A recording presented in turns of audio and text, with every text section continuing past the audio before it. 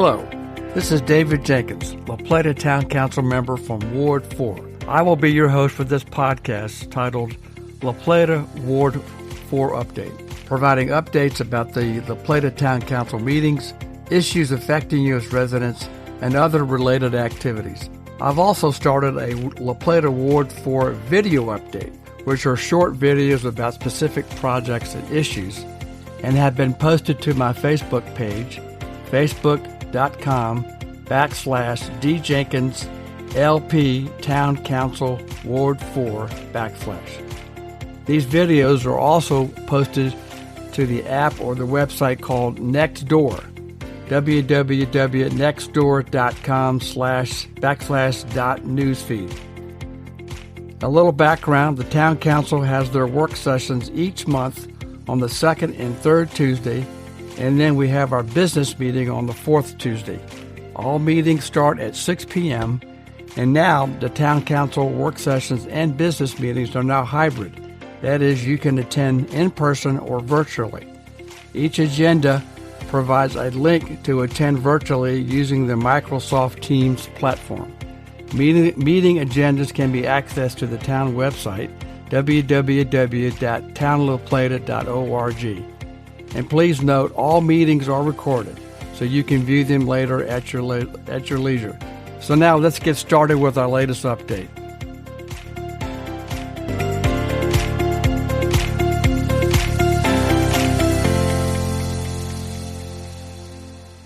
Hi, and welcome again to this latest episode of La Plata Ward 4 Update Podcast.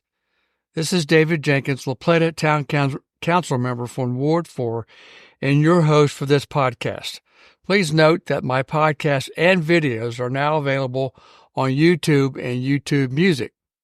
The recently adopted fiscal year 2025 budget, which starts July 1st, 2024, and ends June 30th, 2025, was a tumultuous process.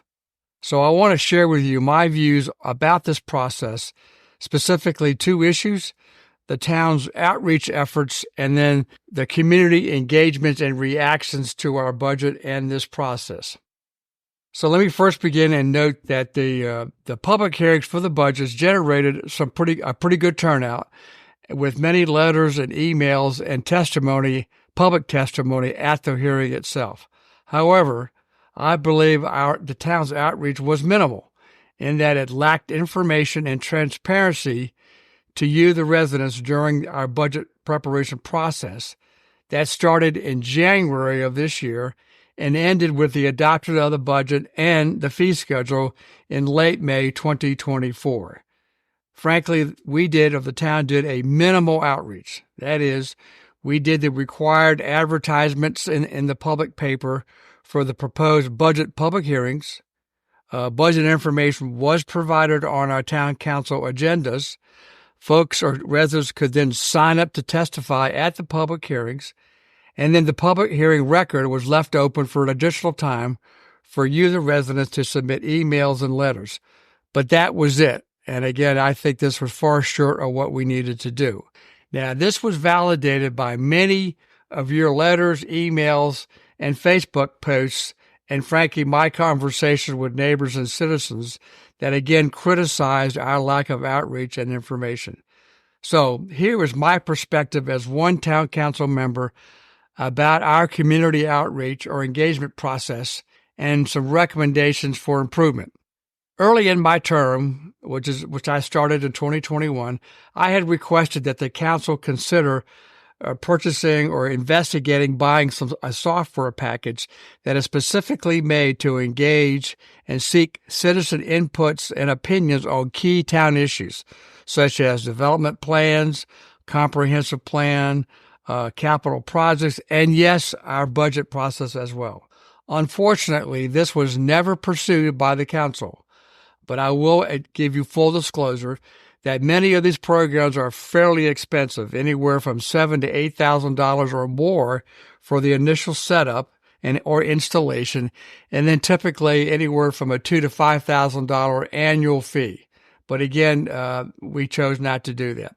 However, the town has retained or has engaged a public relations firm or a consultant on call as our public information officer, PIO.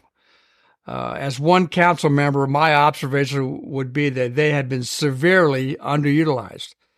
They should be developing, or I would recommend development of a full citizen engagement work program that would talk about not only our budget process and throughout the year about our budget, but the work program, I believe, should also include telling you about what we do, telling our story about what the town does behind the scenes by our staff to keep the water running.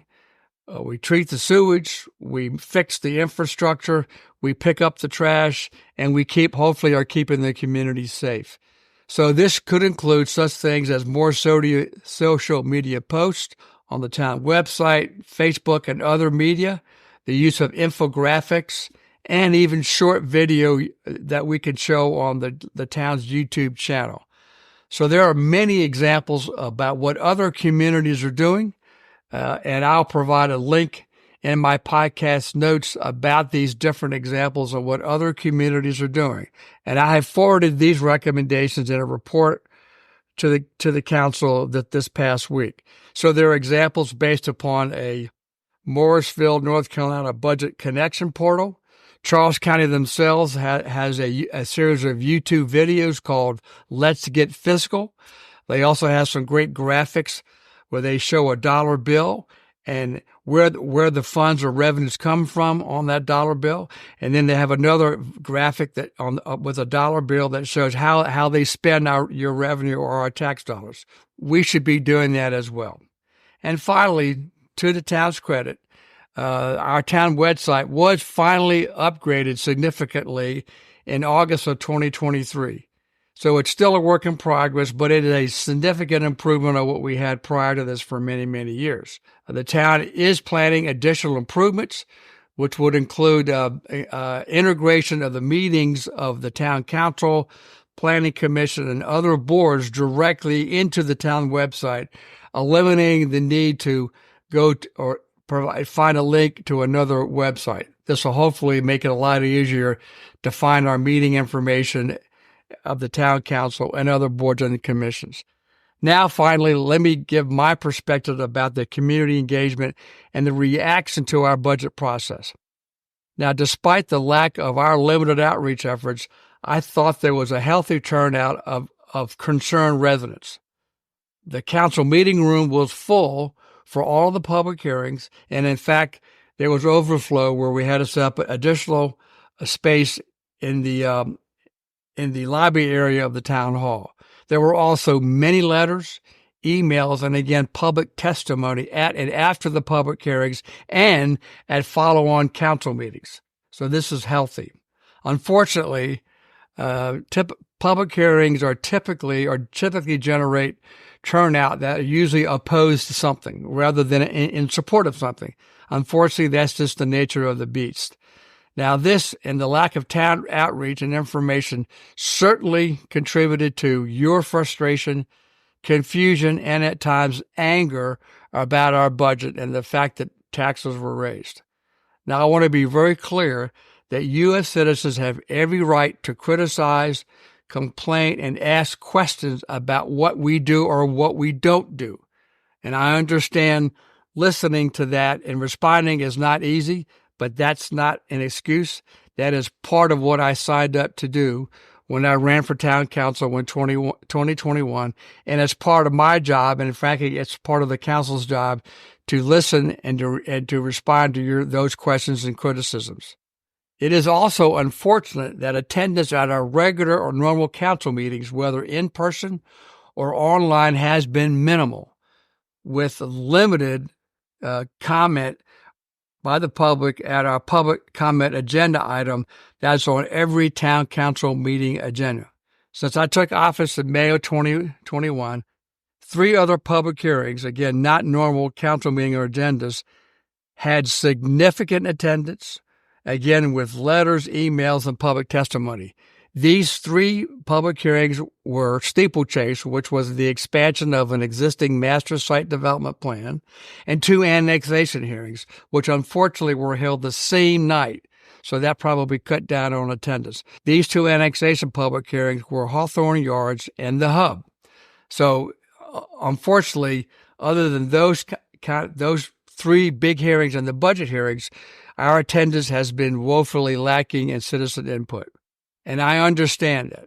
So, yes, I and the town, we need to do better to reach out and engage you and let you know about what's going on in your town and be more transparent. So I'm going to conclude with some my ass. First, and you know this is your town, this is your neighborhood. So I would ask you to get engaged, ask questions, attend our meetings, whether they're in person, online, or you can watch them later on the La Plata YouTube channel.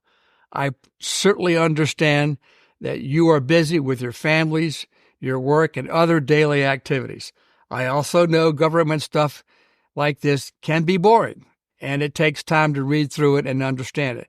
But again, I would urge you to have your input to your community and your elected officials. I would also ask again, you have the right to question and complain, but I would ask you, if you can, to research the facts behind what folks may or may not say in public or in other social media. I will tell you, from my perspective, there was a lot of misunderstanding in the community. And again, I understand that, again, by our lack of output, our citizen engagement with you. But I am still very disappointed, not only by the lack of information that we did and the misinformation, but also the unintended harm that this has caused to our town workforce and staff, specifically framing the tax issue or increase, pitting departments against each other, and having this us versus them mentality. That has and will have a demoralizing impact on our workforce. Next, I would ask you to have skin in the game. And what I mean by that is this is your community, so you need to get involved and have input to your community. And I will tell you, this lack of engagement is reflected in the poor turnout at town elections. I will try to get specifics, but I know from the 2021 voter turnout, less than 10% of registered voters voted in the town election in 2021. So that's frankly not very good. Finally, I would ask you again to participate in your town whenever you can and vote. Please note that the next election for mayor and the 4 town council members is next year, May of 2025, with a filing date for application for folks who want to run for office likely due in late March of 2025.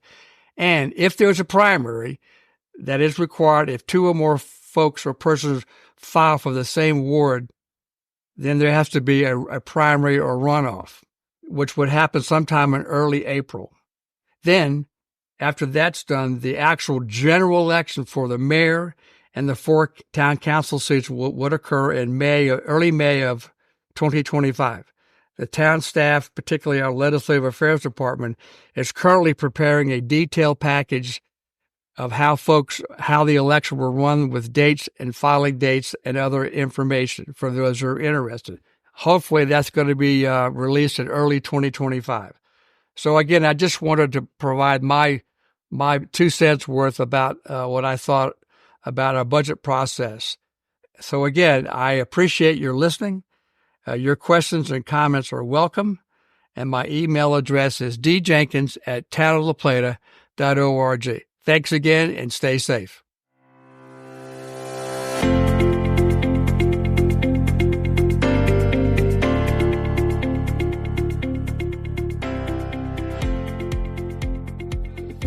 This concludes the latest La Plata Town Council Ward 4 update. I hope you find this podcast informative and useful. So let me know what you think. I look forward to speaking to you again and listening to your questions and concerns. To reach me, my email address is djenkins@townoflaplata.org, or my cell phone number is 301-263-3471. Thanks for listening. Talk to you soon.